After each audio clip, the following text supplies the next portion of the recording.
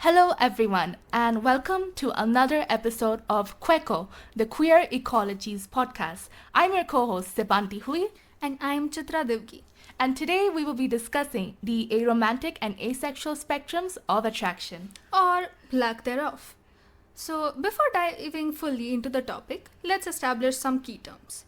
When we refer to aromanticism today, we are referring to individuals who do not experience romantic attraction. When we refer to asexuality, on the other hand, we are referring to individuals who do not experience sexual attraction. One person may be either aro, which is aromantic, or ace, which is asexual, or both aro and ace. These two orientations also exist, as with many others, on a spectrum. Right, and the spectrum can range from those who have specific scenarios in which they can experience attractions of either type or complete repulsion to the attractions of either type. So there are three notable subcategories under this. These are Demi, Gray, and Apothi. These are micro-labels that not all Aro or Ace people might follow, but it can certainly help to determine the range of the spectrum. Demi-romantics and demisexuals, for instance, only feel sexual or romantic attraction to someone they have already formed a close emotional bond with.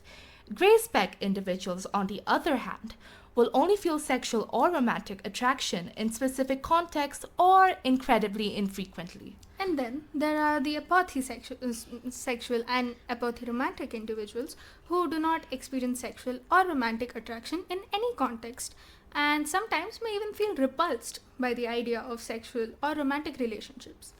Of course, not all ace or aro individuals will assign themselves under a specific label. Many choose not to. We will talk about the spectrums of attraction in the next part of the episode. Now, I hope you all are ready for a lesson in history. To get down to the origins of the term, asexuality was first studied in the year 1869 by the German doctor Karl Maria Kurtbeny in pamphlets arguing against Prussian sodomy laws. He referred to asexuality as monosexuality at the time. The first definition for asexuality, however, was given under the term asensuality. It was given by the sexual reformist Emma Tross, who referred to it as being the complete lack of sexual desire, or at the very least, no desire to fulfill it. This was in her work in 1897, A Woman, Psychological Biographical Study of a Contrary Sexual, and she herself identified under this category. So, by contrast, the term aromantic is much more recent. One of the earliest uses of the word only date back to about 2005, that's how old we are. And it was first used by AVEN, the Asexuality Visibility and Education Network. At the time period, it was treated as a subset of asexuality. Aromantics would refer to themselves as aromantic asexuals, or what we now call aro-ace. And our understanding eventually grew to the point that the two identities are now seen and studied separately. Interestingly enough, the first mention of a group that could be seen as aromantic was made by the American psychologist Dorothy Tenev in her book Love and Limerence, The Experience of Being in Love, in 1979. She then referred to aromantic people as being non-limerent, those who have never experienced romantic love. This was more of a description than an identity at the time, though. Right. And an even earlier possible reference to aromanticism can be traced back to the Qing Dynasty of southern China. The Golden Orchid Society, which operated in the 1640s and lasted for 300 years, was started by a group of women who refused to marry or married other women.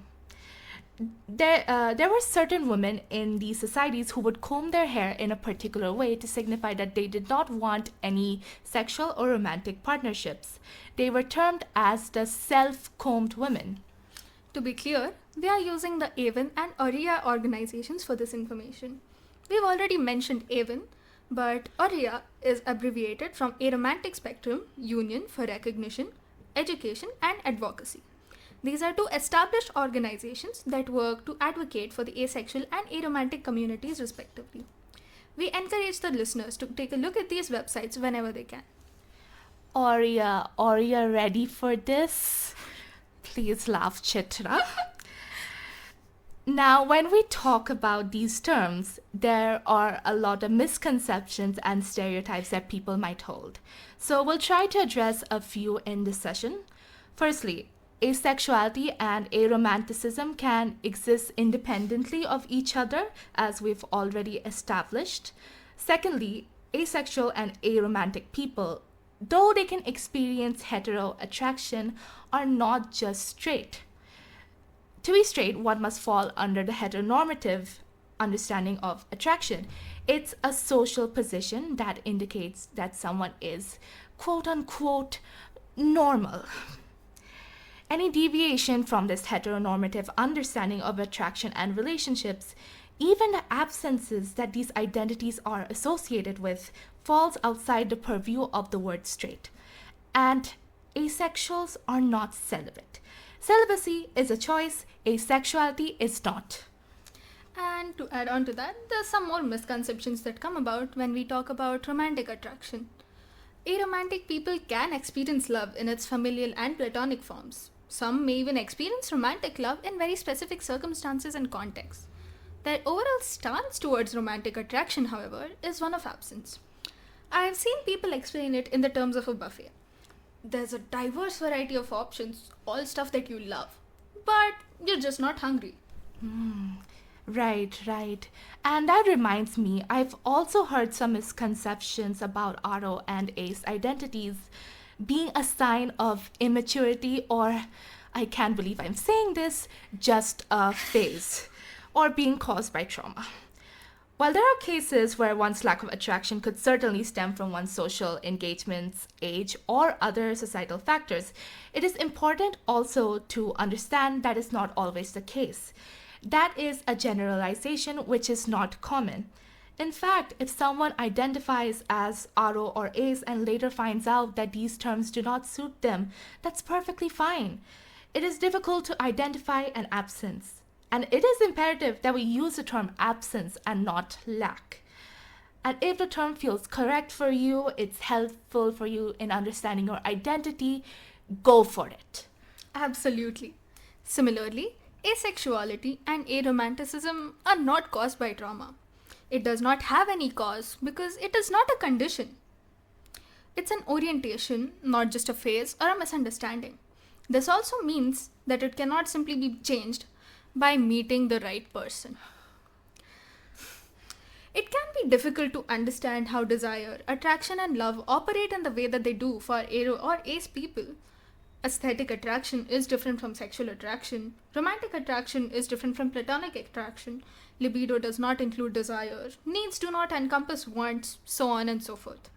It's a confusing space to navigate even for those within the community. Exactly. And as of right now, only 1% of the world's total population identifies as asexual or aromantic. And I'm sure that the number will go up as more people become familiar with what these identities are.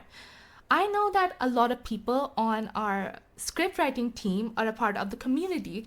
And even to those within the community, it can be a difficult space to traverse at times. The important thing to remember is that even if you can't understand something right away, though we will try to explain, you should always respect it and most importantly, hear us out. Now to explore the diverse landscape of human relationships and identities, we will delve into the colorful spectrum of sexual orientations, romantic attractions, and gender identities.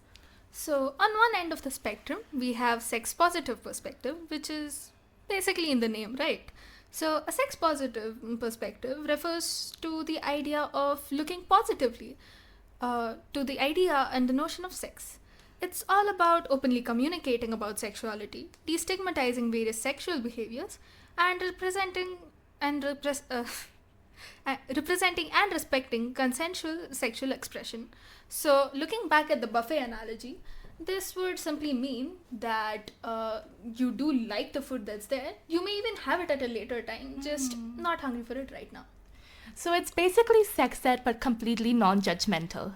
Yes. Now, moving towards the middle, we find the sex-neutral stance. This includes a more neutral or indifferent perspective on matters relating to sexuality. So, being neutral, there is no active promotion or opposition of the discussions or expression of sexuality. Right, and definitely it's more about personal choices rather taking a strong stance on what is positive or negative sexual behavior. And then, on the other end, we have sex negative perspectives, also known as sex repulsed. As suggested by the name, in this perspective, sex seems unpalatable or even disgusting. However, it is important to remember that this doesn't mean sex repulsed individuals might believe sexual activity to be morally wrong. They may just find it to be extremely unpleasant or restrictive when it comes to discussions of expression of their sexuality. So, in this scenario, looking back at the buffet, this would mean that even the food is not to your liking. Other people can enjoy it, sure, but it's just not for you. Yeah, but hey, these are just particular points on the spectrum, and individuals may have perspectives which do not neatly fit into one category. And talking about sexuality, there also comes orientations and the question of the direction of one's attraction. So, here we can cover this largely under the umbrella terms alloromantic and aromantic. So, an alloromantic is a person who experiences a romantic attraction, a desire for emotional intimacy, connection, and romantic relationships. Romantic relationships. I've heard so much about them, but aren't they a little bit too vague? Like, what is a romantic relationship? Ah, yes. This kind of reminds me of the whole pyar dosti hai thing.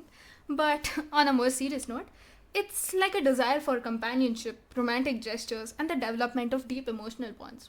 However, it's important to remember that this is just one of the aspects of showing romantic attraction or love, and it's a very subjective aspect which has many different views about it as well.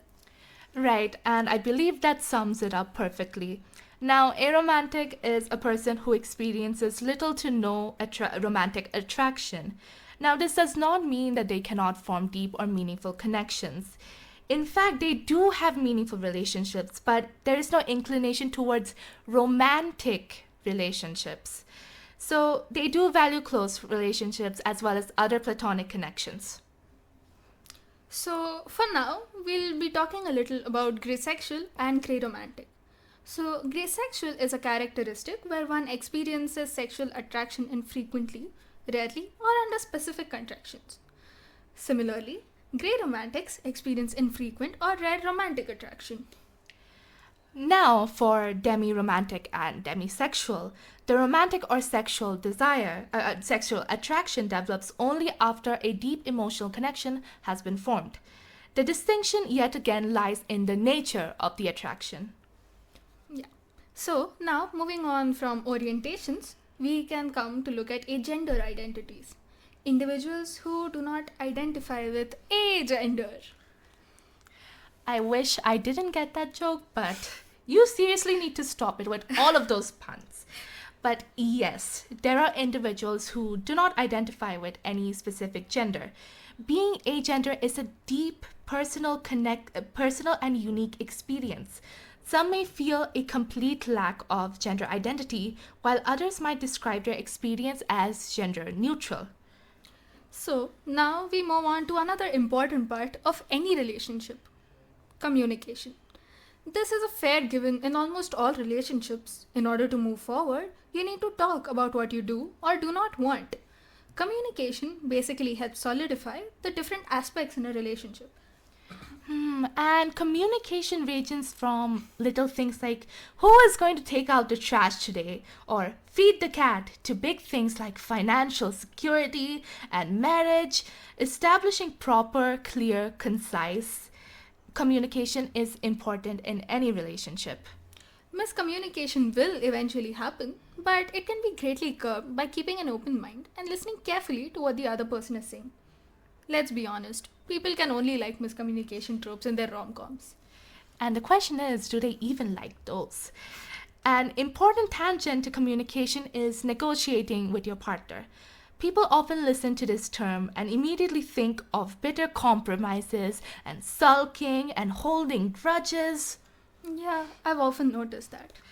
That's what people think compromise and negotiation is, something negative where there's one winner and one loser, when in fact the very point of negotiation involves two open-minded parties that are willing to talk out solutions and come to a compromise about the problem that is being faced. A lot of the sentiment comes from the notion of love and bonds as something that happens naturally and it'll all magically fall into place.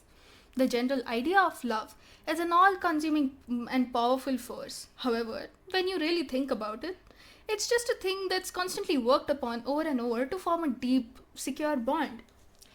True, love and relationships are not easy at all, and in fact take quite an amount of listening, learning, and making better. Negotiation in one's relationship is by putting down what you feel and what you are facing an issue with. It is treating your partner as an equal with their own side while not diminishing your own feelings. Both are equally important and can be made apparent only through proper communication. So, negotiations can be hard, and however, they are a great way to talk about hard boundaries that one does not want to be crossed, and other areas where careful exploration and experimentations will get you to a better understanding of an aspect.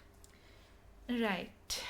Now, I think that one thing that people in the A spectrum face the most is erasure. And this is something which happens within and outside of the community, and it boils down to ignorance and misinformation. Absolutely.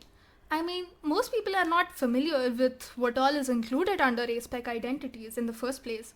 And because of that, they tend to, unintentionally even, erase certain identities and aspects when they talk about the ASPEC communities. So that would mean the solution would be awareness. For the most part, yes. But the primary issue that most of these conversations are restricted to gender and sexuality courses and are usually never brought up in mainstream discussions. What we need is for the community to go as mainstream as possible. And the best way to go forward with this is to ensure proper and adequate representation, since the media is generally the best way to reach the masses but not necessarily the best spokesperson. That's a whole another issue altogether. Yeah. So, a lack of awareness is also precisely the reason why ASPEC identities are often overlooked within the LGBTQ plus community. And even within queer spaces and events, there have been instances where ASPEC people and their inclusion in them is considered to be a dubious thing. Right, and it's also important to remember that ASPEC identities do include romantic and sexual orientations as well as gender identities, which do fall under the purview of the queer community. However, because of rampant misinformation and prejudices that have been conceived due to lack of awareness, this community is usually erased or has their inclusion debated. Other than discrimination within the communities, erasure and segregation can also occur within institutions. The first thing that comes to mind is, of course, marriage. In certain places, marriage between ASPEC people is not legitimized based on sexual orientation, which in itself is kind of sad and concerning. Yeah, and even in medical care, intake forms generally do not include options for people on the A spectrum, making it difficult to engage in conversations where sexuality comes up, especially in circumstances like in therapy. The patients would then have to explain everything to their medical provider. That sounds incredibly hectic. It is. A lot of these issues really do stem from the fact that these conversations and dialogues are not mainstream yet.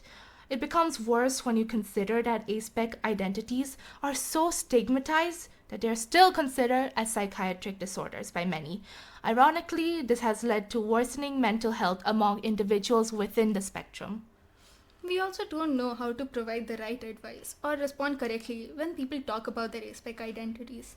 Sometimes it's chalked up to a phase or even a psychiatric disorder. There have been numerous cases of forced conversions and physical assault towards these communities, and unless we bring these stories to the mainstream, improvement will be difficult. Right, so in this session, we've discussed the various identities falling under the A spectrum. So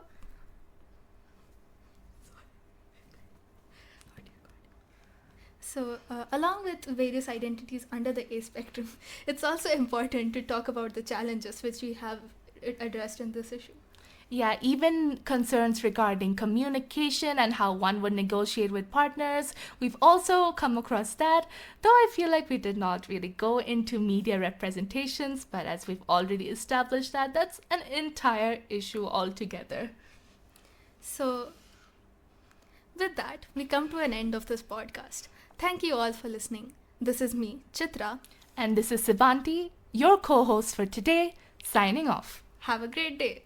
Bye-bye.